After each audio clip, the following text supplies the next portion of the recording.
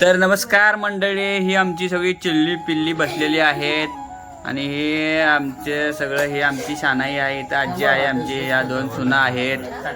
आणि विषय कसा आहे, आई बाहेर गेली. पदर कशाला घेतीस? बघा ही अशी असते पिढी. ही आमची आई आहे इथं.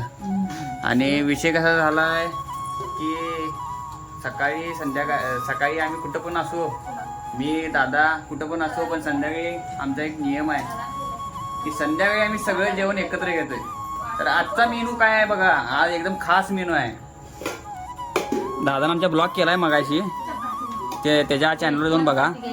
तर ब्लॉग असा आहे की बघा, हा श्रावण महिना आहे. तुम्हाला वाटेल बिर्याणी वगैरे आहे काय, पण ही व्हेज बिर्याणी आहे. एक नंबर व्हेज बिर्याणी, खरडा, चपाती.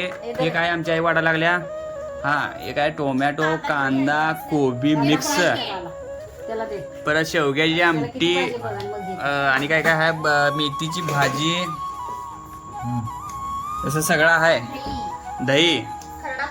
आणि वहिनीने आमच्या ही अशी रेसिपी केलेली आहे.